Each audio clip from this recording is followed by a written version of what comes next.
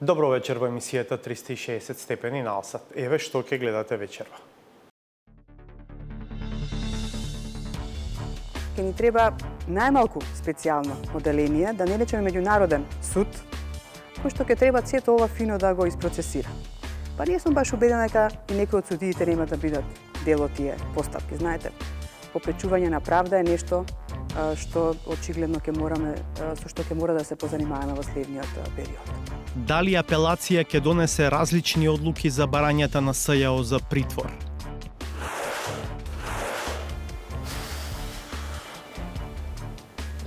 Сум имал представа дека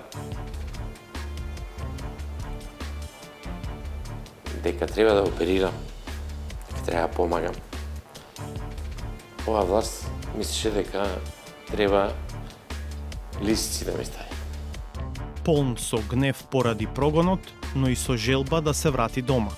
Како би личело јас пациентот кој што е од некоја друга политичка провиненција да го ставам на операционна маса и затоа што партијата ме решила да го лишам од живот, да го убијам. Тоа се вика да го убијам.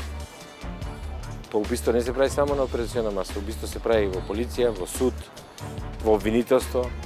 Приказна за 11 години поминати во екзил. Праксата само проформа, младите во Македонија неписмени и со ограничени вештини. Компаниите привате си мунси për këtë, do t'i marrin këta studenta atje dhe nuk i japin akses për asgjë. Thjesht mund t'i çojnë për ble byrek, apo t'u bëjnë ndonjë shërbim për fotokopje apo diçka të ndjajshme. Bilete të tilla shërbime nuk i japin. Стварно е проформа праксата. Како со неспособна работна сила ќе се развива економијата. Објавуваме и ново издание на Саботажата. Најавените содржини се по кратка пауза.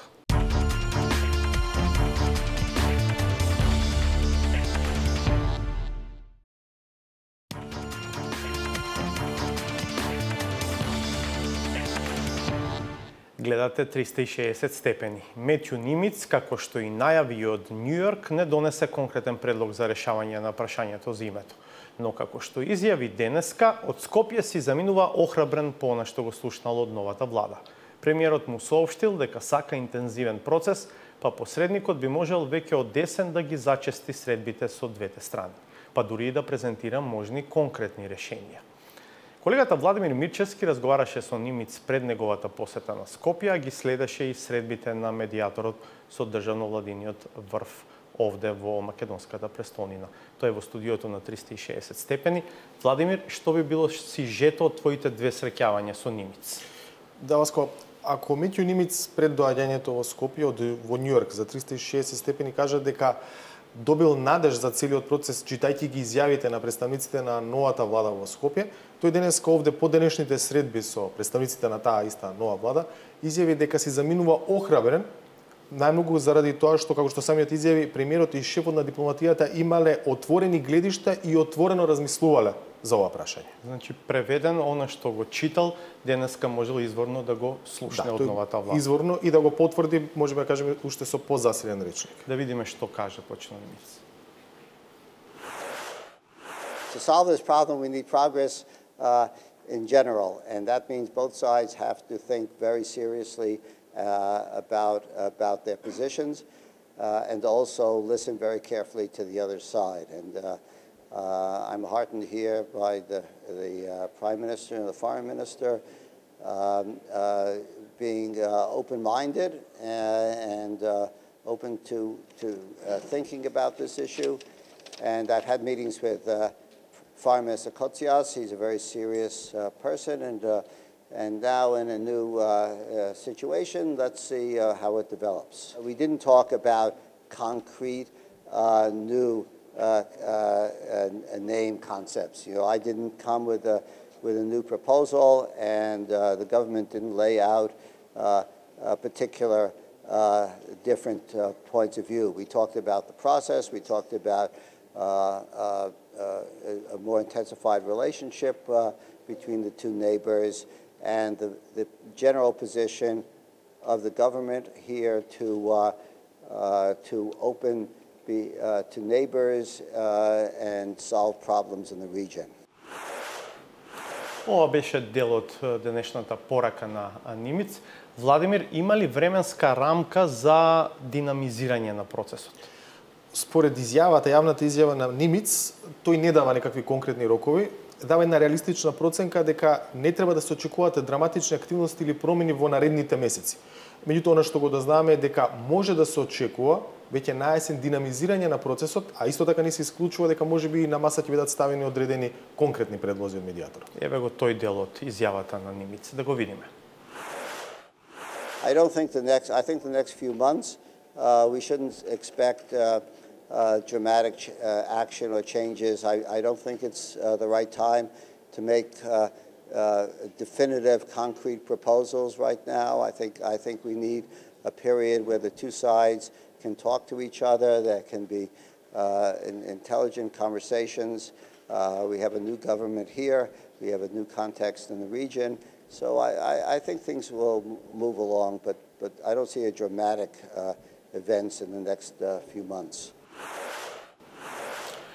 Владимир, беше најавено дека Нимиц доаѓа во посета на регионот, што значи и на Скопје, и на Атина или најмалку на Солун, каде понекогаш се среќава со шефот на грчката дипломатија, кој да е тој. Но овој пат посетата е ограничена само на Скопје. Во Македонија веќе почнаа толкувања дека Грција почнала да го минира процесот. Зошто Нимиц не оди во Атина? Нимиц уште во Њујорк, додека се бил со него, не беше докрај сигурен, не беше потврдена неговата посета на Атина, и тоа заради обврски на шефот на грчката дипломатија Кодзијас. Тоа се потврди денеска дека не може навреме да стигне Кодзијас за Нимиц да ја продолжи негова, да кажеме, мини балканска турнеја од Скопје во Атина. Каде е Кодзијас? Кодзијас е во Кран Монтана на една голема меѓународна конференција за кипарското прашање, кој што исто така е изворено битно прашање за грчката дипломатија. Значи Нимиц не исклучува посетата, тој рече: "Да, ќе одам во Атина, меѓутоа не продолжам од Скопје за Атина."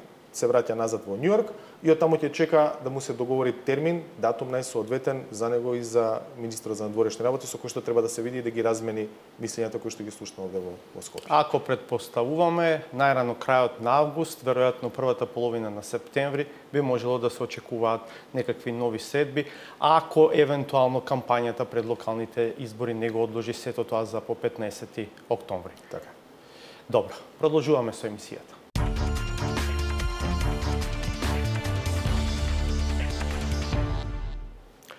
Специјалното јавно обвинителство најави дека ќе поднесе жалби за одлуките на кривичниот суд со кои беа одбиени предлозите за одредување притвор за обвинети во случаите што ги води СЈАО. Познавачи велат дека Скопскиот апелацијски суд би можел да има поинаков однос кон барањата на СЈАО, а ставот го темелат на начинот на кој повисокиот суд постапуваше во изминатите неколку месеци. Универзитетската професорка по кривично процесно право Гордана Бужаровска-Лажетич не ја исклучува можноста да одговараат и некои од судиите, зашто вели попречување на правдата е исто така кривично дело. Еве го краткото интервју на Петар Клинчарски со професорката Бужаровска. Професорке Бужаровска, каква оценка ќе дадете за одлуките на судот по предлозите од специјалното јавно обвинителство со оглед на тоа што се отфрлени сите предлози за притвор и судот воглавно ги одзема пасошите на обвинетите? Видете, нажалост, воопшто не сум изненадена од ваквата одлука на судот, имајќи го предвид капацитетот на тие судии што се останати во популарно кажано скопска единица, ништо друго и човек не може да очекува.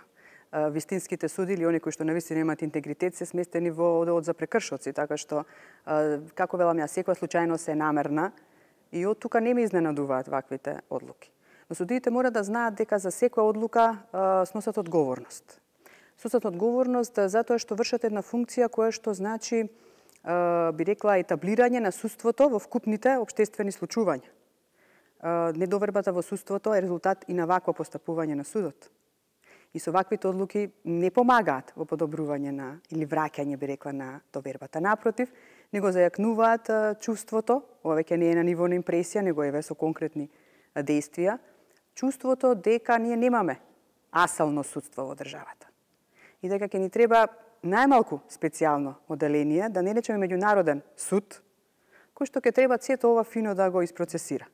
Па не сум баш убедена дека и некои од судиите нема да бидат дел од тие постапки. Знаете, попречување на правда е нешто што очигледно со што ќе мора да се позанимаваме во следниот период. За вакви сериозни кривични дела, не сме ЗКП персонално да се применува. Значи, имавме различни случаи предходно, каде што за многу багателни кривични дела беше изрекуван притвор. Правевме анализа со ОПСЕ, видовме како. За 2 часа, врз основа на докази од полиција, се предлага притвор и во 99% е тој прифатен. Така што сега за функционери од висок ранг, тоа висок во наводници би го ставила, бидејќи е тоа во основа криминален ум и тоа е едно злосторничко здружување што мора час поскоро да се разбие. И секој оној кој што одлучува во прилог персонален на лицето против кое што е поднесено барањето, паѓа во ризик да биде, како би рекла, инволвиран или препознан како дел од злосторничкото здружување. И ќе дојде период во Македонија, сум оптимист, кога разрешницата на сето ова ќе биде во еден друг правец. Значи, ценам дека преблаго е мерките за предпазливост, се преблаги, особено затоа што врпчињата овде кај нас знаат дека дел од нив имаат и друго државјанство. Кој пасош е одземе? Нашиот, македонскиот? Чуму ви е македонскиот пасош, ако имате вие пасош од некоја европска држава, например? Така, или од пасош на соседна држава. И сега граѓаните со право се го поставуваат прашањето кој кого тука прави луд. Задоволувачки ли е бројот од 20 обвиненија кои што го има специјалното јавно обвинителство и што со случаите кои што не се истражени? Преди да ви кажам, специјалното јавно обвинителство мина низ еден турбулентен период на мноштво, би рекла, потешкотии, сериозни потешкотии.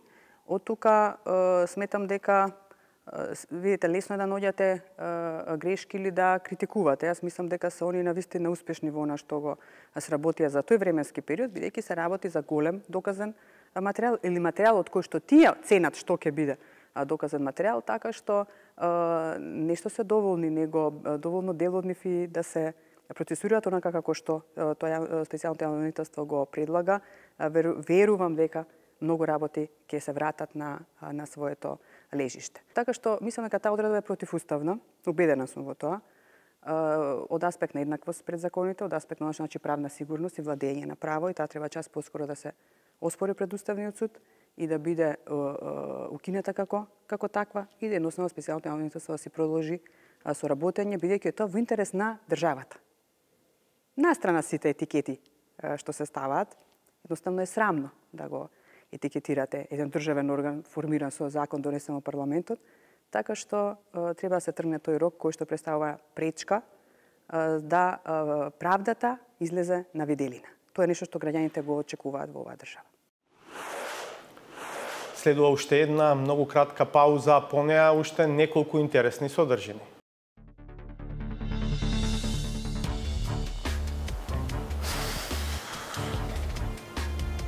Сум имал представа дека треба да оперирам, дека треба да помагам. Ова власт мислеше дека треба лисици да ме стави. Полн со гнев поради прогонот, но и со желба да се врати дома. Како би личело јас, пациентот, кој што е од некоја друга политичка промененција, да го ставам на операционна маса и затоа што партијата ме наредила да го лишам од живот, нели? Да губиам, тоа се вика да губиам. Па убиство не се прави само на операционна маса, убиство се прави во полиција, во суд, во обвинителство. Приказна за 11 години поминати во екзил. Праксата само проформа, младите во Македонија неписмени и со ограничени вештини. Компаниите привате си Монси пăktë do t'i marrin këta student atje dhe nuk i japin akses për asgjë. Thjesht mund t'i çojnë për ble byrek, apo t'u bëjnë ndonjë shërbim për fotokopje apo diçka të ndjajshme, bile të tilla shërbime nuk i japin. Стварно е проформа праксата. Како со неспособна работна сила ќе се развива економијата.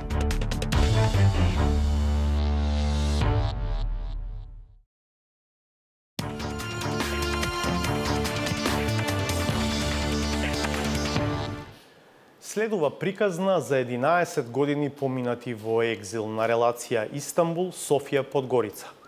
Дома беше гонет за непријавени приходи и за незаконско давање согласност за 18 вработувања во Струмичката болница. Судовите пресудија дека ги пријавил сите приходи, а спорните вработени до ден денес никој не ги избркал од работа. Надвор изгради успешна кариера на хирург.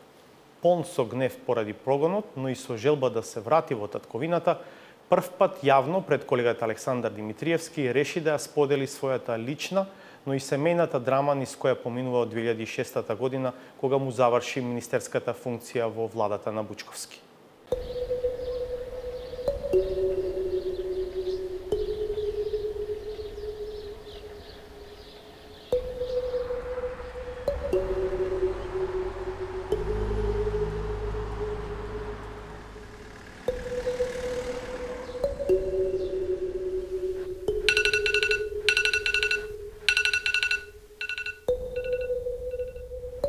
Најпрво започна со тоа што фактички моето напуштање беше врзано со ангажман во Турција за година дена, со најава за година дена, по кој што требаше да бидам визитинг професор на универзитетот во Истанбул.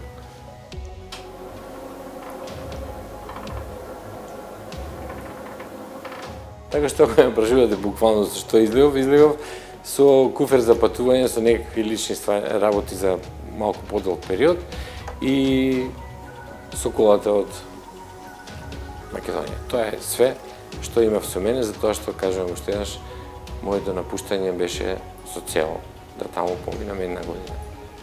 И без никаква илузија дека во меѓувреме нема се враќам.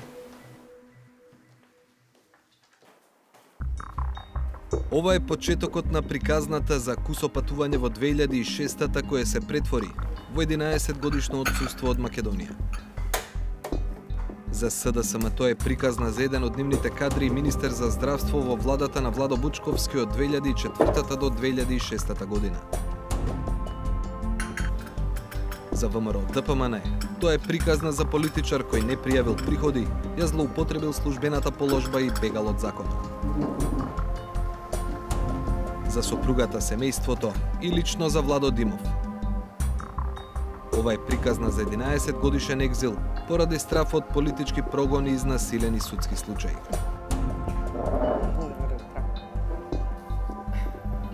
Тоа беше една многу непријатна епизода од мојот живот, бидејќи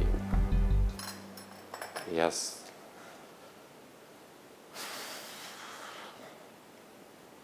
сум имал представа дека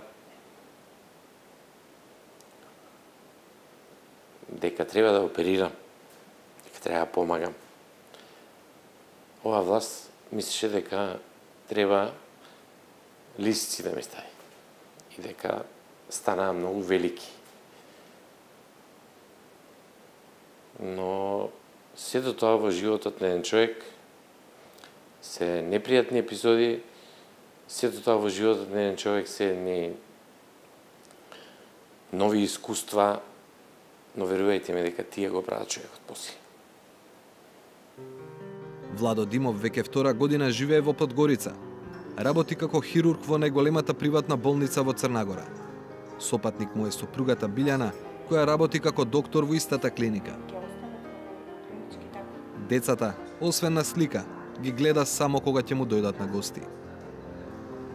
Личниот професионален успех му носи комотен живот и во странство.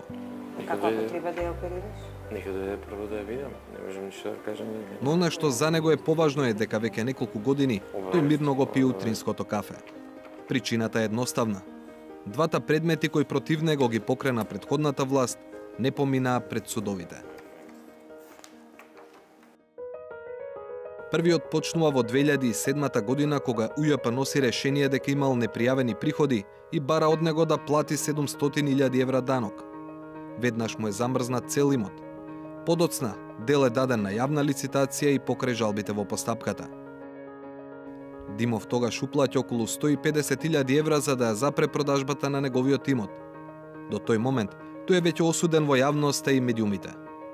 Но јавноста потоа никогаш не дознава дека во 8-годишната правна битка која следи, и Врховниот суд и Висшиот управен суд носат конечни пресуди во полза на Димов. Па не само што не требал да плати дополнителен данок, туку сега државата му ги должи уплатените 150.000 евра, плюс камата, која може да достигне до уште 150.000 евра. Во меѓувреме доживеавме многу стресови. Нарочно тоа се однесува и за моите родители, и за моите деца, и за мојата цела фамилија земено, сопруга и све. Загубивме заедничко живење, загубивме нормален ритм на развој, загубивме, јас лично загубив да продолжам својот развој таму каде што работев, каде што действував, каде што имав придонес и каде што имав визија дека треба да продолжам да работам. Вториот судски предмет против Владо Димов почнува во 2009 година, кога 4 години по напуштањето на функцијата е осомничен дека незаконски дал согласности по кои Струмичката болница вработила 18 лица на испразнети позиции. По меѓународната потерница е запрен во Полска, но тамошното судство одлучува да не го екстрадира во Македонија. Сето тоа беше отфрлено од страна на полската држава, од страна на полскиот суд. Беше констатирано дека нити еден документ Министерството за правда и Македонија како држава, кога некого бара и е должна да достави документација полна на судот, нити еден документ од Македонија не беше дојден.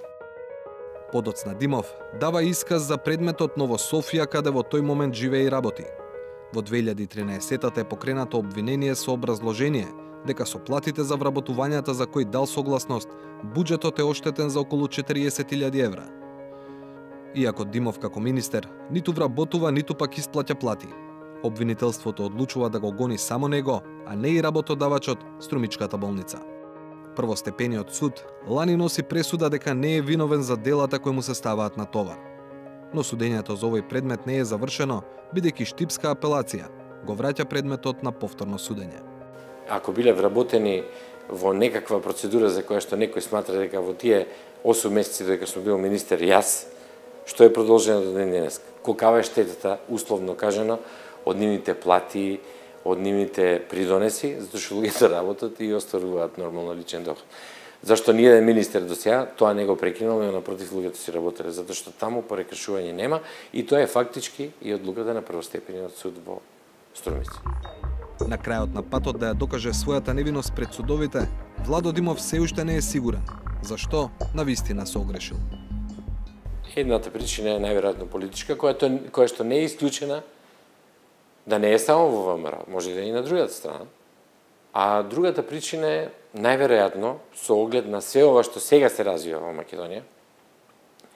Сигурно и некои луѓе сматраат дека постои можност нивните предвидени веќе бизнис интереси да бидат загрозени на некој начин. И може би заради тоа јас требаше да не видам таму. Може би. Но што може еден министер за здравство да влијае толку на бизнисот? Еве, јас сега ќе ви кажам, од кога Владо Димов беше, од кога јас бев министер за здравство, се отворија некои можности. А некои можности беше прво можности за приватна работа. Самата можност за приватна работа сама по себе сигурно отвара во понатамошниот период и отварање на здравствени установи, болници и такви работи кои што може да му задрат на некого во бизнисот. Јас затоа не сакам да употребувам имиња, затоа што имав доволно време да се огледам. Јас не сум човек кој што го изгуби контактот со Македонија. Напротив, јас контактот со Македонија го имав многу жив.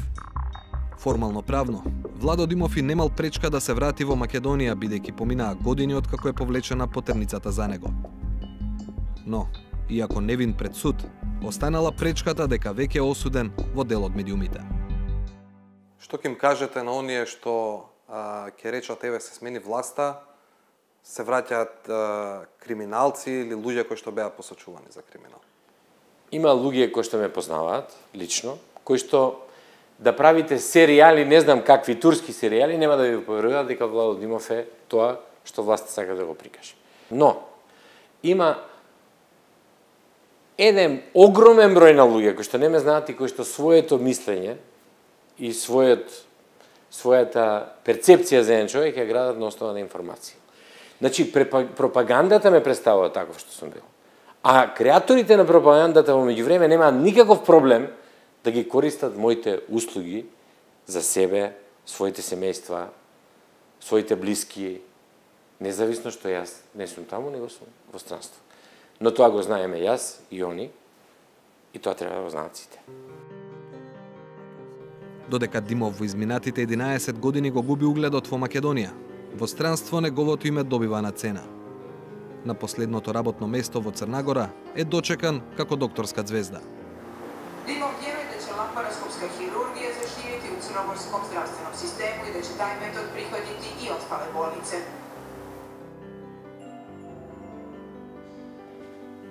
Подгорица сепак не е голем град, па иако приватната болница Кодра е во предградие, патот од центарот трае кратко. Но, долг е деценискиот ангажман на Димов до доаѓањето во Црна Гора. Тоа е можеби најсветлата точка во овој период што се случи. Зад себе Владо Димов има искуство како визитинг професор на најголемиот медицински факултет во Истанбул. Пред Подгорица, речиси 8 години ја води мини-инвазивната хирургија во најголемата приватна болница во Бугарија, но предава и на Софискиот универзитет. Активен е во повеќе иницијативи, меѓу кои и во Сдружение на доктори на медитеранските земји за борба против ракот. Човек да се реализира надвор од својата земја е многократно потешко, отколку да биде по друг начин. Она што е за мене значено е што за благодарение на близината во која што бев, имав можност многу често да се среќавам со луѓе, да бидат мои пациенти, луѓето кои што доаѓаат од Македонија, најразлични луѓе, контакти со професионалците, односно со доктори од Македонија кои што на различен начин престојуваа. Еден од начините на кои што престојува и контактиравме беше во дел од програмата за задолжителна едукација на докторите, во која што во неколку наврати хирузи од Македонија во склоп на програмата за таква едукација од Министерството за здравство по 2-3 месеца различно како кој престојува на нашата клиника и добива сертификат фактички од мене и од директорот на болницата Куда. Дали тоа значи додека представници на поранишната влада јавно ве осудуваа и ве гонеа, во исто време представници на истата таа влада праќа македонски доктори на лука кај вас? Па чуден е тој однос, навистина е чуден тој однос, како што целата оваа ситуација е многу чудна. Би очекувал тие да се оградуваат од таква работа, но тоа не беше така и никој од луѓето колку што ја знам што беа тука немаше никаков проблем со поднесување на сертификатот кој фактички беше од мене подпише. Но дали политичари од Македонија, па и кои што се припадници на претходната владеачка гарнитура, бара и лично услуги за нив кај вас? Апсолутно, за некои од тие и македонската јавност знае, јас не сакам да ги споменувам имењата, меѓутоа, од ова што ме прашувате, сум имал пациенти од нивото на министри, од нивото на суди, обвинители, директори, професори, секакви луѓе профили од Македонија. И секогаш, независно од тоа од каде доаѓаат, независно од тоа дали тие се од владеачката или од опозиционата партија, никогаш не сум правил разлика и мислам дека ниједен доктор не може да си дозволи таква работа да прави разлика и да го третира пациентот зависно од неговата политичка припадност. Ајде, чао.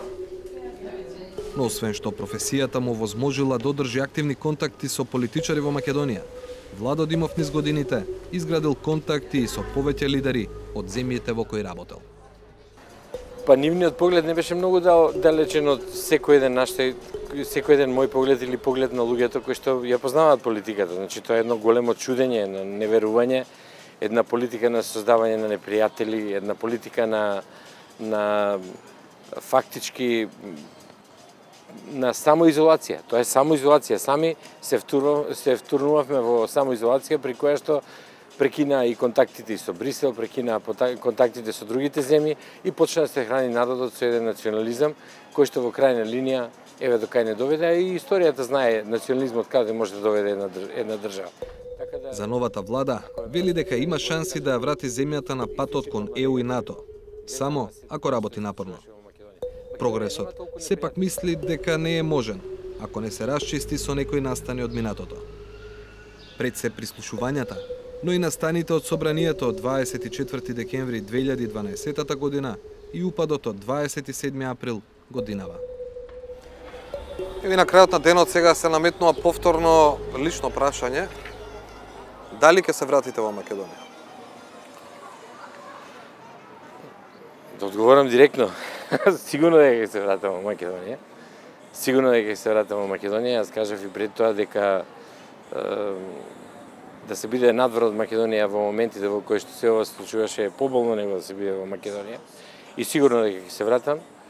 Сигурно дека ќе сакам да ја видам Македонија од близко. И после 11 години не знам како ќе да живеам, но ќе видам кога ќе се вратам таму, како ќе биде. Мене ми е совршено јасно дека случајот Владо Димов и Владо Димов многу луѓе го познаваат. Многу малку луѓе, барем еднаш не би го слушнали името на телевизија во најразлични аспекти. Така да за себе ми е јасно што се случило и како се случило. Но мојата поента е дека сум потполно свесен дека вакви други имиња имаат луѓе и личности и фамилии кои што биле изложени на ваква тортура има многу во Македонија. Има многу и кои што јас ги знам, има многу кои што јас не ги знам, но пораката би била дека не би посекал тоа на никого да му се случува, затоа што нема ништо потешко од таа работа. Нити за тој на кого тоа му се случува, нити за тие семејства. Кога ќе се вратите во Македонија, на директен или индиректен начин ќе се соочите и со луѓето кои според вас се виновници за таа судбина што ја доживеавте. Како сега гледате на нив? Гледам на нив, ќе ви дам еден пример како гледам на нив. Јас работам на операциона маса, а тие работат по судови, по обвинителство, по полиција и по не знам други работи. Како би личило јас пациентот кој што е од некоја друга политичка промененција да го ставам на операциона маса и затоа што партијата ме наредила да го лишам од живот, нели? Да губиам, тоа се вика да губиам. Па убиство не се прави само на операциона маса, убиство се прави во полиција, во суд, во обвинителство, во институции, така да немам никакво оправдање за тие луѓе. Сето оноа каде што има место да интервенираат институциите, ќе го барам по институционален пат и препорачувам на сите тие кои што го поминале тоа да го бараат по институционален пат. Не затоа за да се светиме затоа што на нас тоа не се случувало, него за да сватат сите други идни и сегашни и секакви. Дека таквото однесување во еден момент ќе ги соочи со правдата. И затоа секој треба да се присети што се случувало, да се вратиме и назад ако треба, сето тоа да добие разрешница, само заради тоа никогаш повеќе да не се повтори.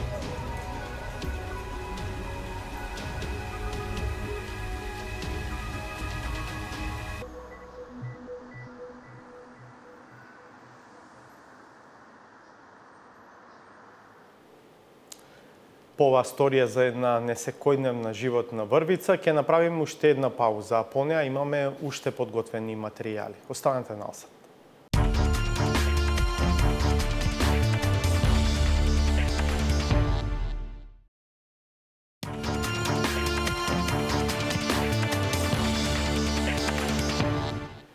По катастрофалните резултати на 15-годишните ученици од Македонија на меѓународното тестирање по математика, природни науки и читање со разбирање наречено ПИСА, Светската банка предупреди дека се неопходни темелни промени во образовниот систем.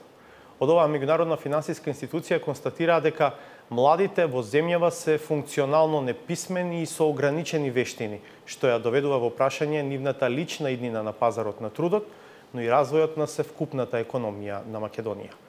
Зошто средното стручно образование, а потоа и универзитетите само штанцаат дипломи, кои не значат ама баш ништо за подготвеноста на матурантите и на дипломците да се вклучат и да се снајдат на работно место. Истражуваше Зоран Јовановски.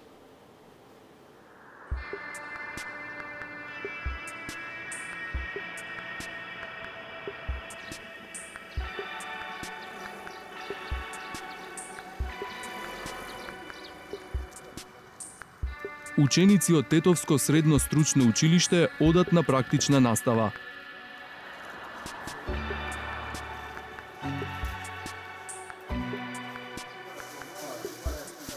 Тие се од прехрамбената насока. И во оваа компанија во Джепчиште учат како се произведува брашно. Нивното училиште соработува со повеќе фирми, во кои учениците одат на пракса. Realizimi I pjesës praktike ka vite, do të thotë 5 vitet e fundit, që poson ndryshime në vend të vizitës që u bëhen ndërmarrjeve, tentojmë që në bazë të ligjit për arsim të mesëm profesional të realizohet në vende konkrete të punës.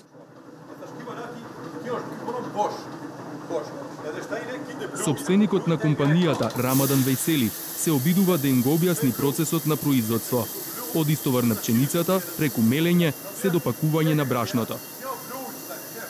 Ова менторирање за Вејсели е едноставно, зашто овој пат има само неколку ученици. Раскажува дека понекогаш доаѓаат неколку десетици одеднаш, а времето е прекратко за нешто да научат. Shumicën rasteve kena ne kur I bijnë ato nxënësit vetëm një ditë na vizitojnë neve në vit. Për shembull vetëm një ditë I kanë prot 3 klasë ose 4 klasë ose 1 klasë, për shembull 34 nxënës vetëm na vizitojnë ta shoqërojnë se si bluhet, për shembull telemin ton se si bëhet bluja, sa mund kuptojmë prej asaj ato. Kurse perëndimi un kam një përvojë se ku punoj vetë jashtë, 4 vite, sa I zgjatën më shumë janë 4 vite këto teknologji ushqimore në perëndim. Edhe më thon sa prej 5 ditëve që I ka java 3 ditë ka praktik ose 4 për tër këtë kësaj periudhe 4 vjeçare edhe në fund ai është I aftë kur ta kryet të marrë diplomë dhe ta menaxhojë një mullit të tillë për shembull ky dhe është I diplomor akademi edhe ka teorinë edhe praktikën I ka dy bashkë. A për fat të keq të ne nuk është kjo. Овие ученици 4 дена во неделата имаат часови во училиште. А еден ден е резервиран за да се обидат практично да го применат наученото.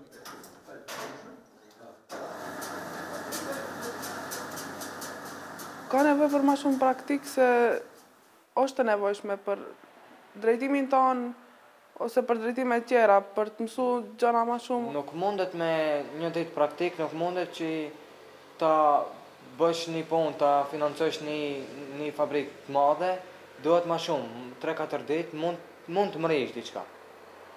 Me pak jo, duhet më shumë. Дека македонското образование не продуцира квалитетни кадри, соодветни на потребите на бизнисот, потврдуваат во невладината агенција за поддршка на мали и средни предпријатија ЕСА. Анализирајќи го пазарот на трудот, утврдиле дека компаниите самите мораат да ги обучуваат идните вработени. Afaristët në mungesë të kuadrëve adekuate praktike, me aftësi shkallësi praktike, nuk kanë kohë të presin. Shkaku se ata kanë porosi, kanë obligime, kanë zhvillimi I tyre, trendi ose I ndërmarrjes, nëse ka rritje, kanë nevojë për kuadro plotësuese. Ato vetë ju, domethënë, angazhojnë njerëzit e vet për t'i aftësuar një numër të caktuar të punëtorëve për ndonjë specifik ose ndonjë aftësi shkallësi që kanë nevojë. Por, e thashën e pak më përpara, koncentrohen duke ditur se edhe ata të njëjtit do të largohen, nuk do të qëndrojnë ndërmarrje, trajnojnë një numër pak më të madh me qëllim që të ngele ai numri I duhur në ndërmarrje. Квалитетот на практичната настава во високото образование го истражувале група студенти од Скопје. Деа Здравковска и нејзиниот колега Петар Барлаковски интервјуирале студенти и собственици на компании. И самите го потврдиле сознанието дека праксата на студентите главно се сведува на праќање по бурек. Во едно интервју буквално имаше напишано дури сакаме студентите кога ќе одат по бурек. Генерално вака кога одиме на факултет, кога некој ќе каже еве бев на пракса, стварно е проформа праксата и тие што биле студенти на пракса не знаеме колку точно да кажеме на вистина имало процес на евалуација каде што би можел студентот во дневник буквално да испише секој ден што точно правил на пракса заедно со менторот. Меѓутоа има и компании што ова многу правно го имаат обезбедено, односно приватните компании и фирми си имаат посебен ментор, и менторот му дава оценка. Другиот проблем што самите студенти го увидуваат е дека тоа што учат на факултет не се применува во пракса. Односно, теоријата на факултет не е применлива за практичната настава. Истражувањето покажало и дека голем дел од студентите, иако формално добиваат дипломи, не понесуваат знаење и вештини со кои би биле конкурентни на пазарот на трудот. Кога ќе дојдат на пракса студентите, буквално почнуваат од нула, како да не учеле никогаш факултет. Бидејќи доста од коментарите беа дека студентите немаат основни познавања на правопис, на комуникацијски вештини, soft skill вештини, не знаат како да се однесува на работа, доцнатна работа. Значи, збориме за елементарни работи што во секоја работа и во секоја сфера ќе се најдат, а не збориме за поситни детали што ќе го направи тој студент да се истакне од другите што се на пракса. Истражувањето има и други интересни податоци. 80% од студентите самите се снашле за да најдат компанија во која ќе одат на пракса, а на останатите 20% им нашол факултетот или им понудила компанија. 76% оделе на пракса во приватни фирми, а државните институции биле позатворени, па кај нив биле 24% од студентите. Само 26% од студентите добиле ментор од факултетот. Во нашето истражување дознавме дека секој четврти студент нема извршена студентска пракса и покрај тоа големиот процент, скоро 98% од студентите сметнат дека биде задолжително. Но проблемот, како што реков, повторно ја лоцираме вината кај самите факултети, поради тоа што на крајот од факултетите се оние кои што мора да увидат дали конкретниот студент кога упишува втората година од своите студии има остварена студентска пракса. Впрочем, Министерството за образование и наука во 2011 година има донесено правилник каде што се вели дека студентската пракса како таква треба да биде задолжителна. И сега, кога еден студент би требало да запише втората година, луѓето што работат со референтите во самиот факултет треба да проверат дали тој студент има извршена пракса. Но за жал, видовме дека студентите може да најдат механизам, односно начин каде што ќе може да го запишат својот семестар без реализирање на студентска пракса. Томислав Зогравски е менаџер на IT компанија од Скопје. Студентите кои се заинтересирани за пракса овде ги примаат откако ќе им направат кратко интервју. Така оценуваат кој од нив е заинтересиран да научи и работи, а кој сака само подпис. На оние што ќе поминат, им се обезбедуваат услови и ментор кој ќе работи со нив. Најдобрите студенти ги задржуваат. Генерално, ако барате моје мислење, сметам дека недоволно е. Че недоволно се спремни студентите за да преминат од академскиот во реалниот свет. Не знаат, значи дали тоа да почнеме од економија, доаѓаат тука ние имаме кадри економисти. Теоретски знаат што е ДДВ и како функционира, не знаат да пресметаат 18% ДДВ. Такви банални работи, како пример ги кажувам. Правници од правен факултет, тази дипломирани не стапнале никогаш во судница. Ни еден час не поминале да видат како изгледа процесот судењето. Така што мислам дека не е доволно. Генерално треба да се работи на тоа, меѓутоа не е тоа само оставено не треба да се остави само на државата или само на факултетите, треба и студентите да го бараат тоа и да знаат. Има сега органи, студентски парламент, може да го побараат, а меѓутоа едноставно нема иницијатива. 80% од студентите се пасивни, чекаат. Остатокот од 20% се многу активни и тие се тие практиканти кои што доаѓаат тука кај нас. Зогравски смета дека концептот праќање по бурек не носи придобивки никому, а најмалку на самата компанија. Нема компанија да некој бенефит ако имам тука некој што ќе ми прави кафе и ќе оди по бурек. Мислам, тука и јас сам си го правам кафето во компанијата, не барам од некој од работените да ми го прави кафето. Имањето тука практикант не значи да го оставиш ништо да не прави цел ден. Сакам да кажам, трошиме и наше време и сега ако имаме некој така што седи, не гледам поента зашто некој би седел реда ради да земе потпис дека бил на пракса и второ да шири тука култура дека може да се седи и ништо да не се прави цел ден. Тоа апсолутно не доаѓа во предвид.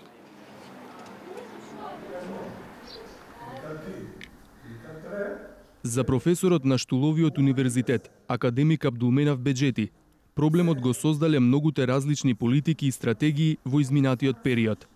Учениците и студентите со закон се обврзани да одат на пракса, но не се водело сметка како ќе се реализира тоа. Dhe nëse do kemi parasysh se për masat e studentëve janë rreth 20.000, 25.000 student njëkohësisht në shtet, pra imagjinoni këta 25.000 njerëz t'i çoni në institucione, në komunitetin e biznesit, sektori real, për të bërë punën praktike, çfarë mundësia absorbimi kanë ata. Keni vënë një normë në ligj e cila vetëm është barë dhe kurse mundësi reale e realizimit. Ku është forca absorbuese për të dhënë punë këtyre praktikantëve? Kompanitë private si mundësi për këtë do t'i marrin këta student atje dhe nuk i japin akses për asgjë, thjesht mund t'i çojnë për ble byrek, apo t'u bëjnë ndonjë shërbim për fotokopja apo diçka të ngjashme, bile edhe të tilla shërbime nuk i japin. Institucionet e shtetit nuk janë në kapacitet të përgatitur për me absorbu, sepse s'kan vendet e punës ku t'ulen punësuarit, e lëre më t'i gjejnë edhe praktikantit student. Според бюджети, државата треба да ги мотивира само студентите кои ќе се определат за оние образовни насоки од кои има недостиг. Така би се зголемил квалитетот, а би се намалил квантитетот во образованието. Shteti nuk bën gjë tjetër mandej për me selektu që këto drejtime që i përmenda pak më parë të shkencave socio-ekonomike, juridike apo edhe filologjike, bile edhe t'i demotivoj, që thjesht të mos u jep financim atyre. Në rast se shteti ka nevojë për 100 ekonomist, po 100 ekonomist të mirë, pra shteti duhet t'i motivojë mbi bazën individuale, t'ju paguaj shkollimin vetëm atyre profileve që i përmbushin kërkesat që i ka parashtu shteti. Pra mbi bazën e një matje të mësimnxënjes, çka ka përfitu profili dhe sa i është i aftë në kuptimin që të jetë i përshtatshëm për tregun e punës. Dhe jo të vlerësoj vetëm diplomat.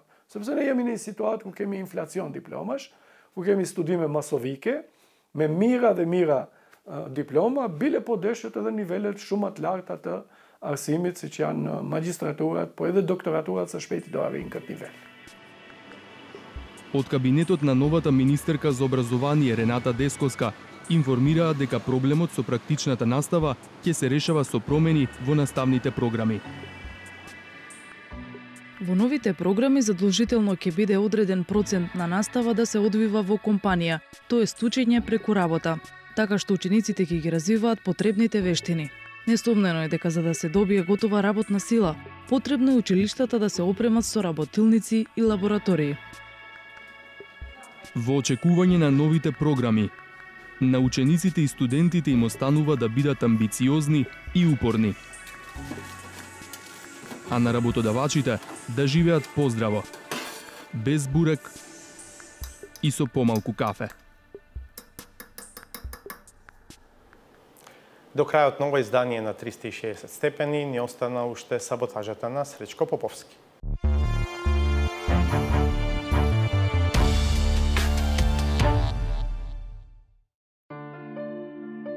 Невообичаено за надразнетата публика која со нетрпение го очекува епилогот од најграндиозното сценско дело во историјата.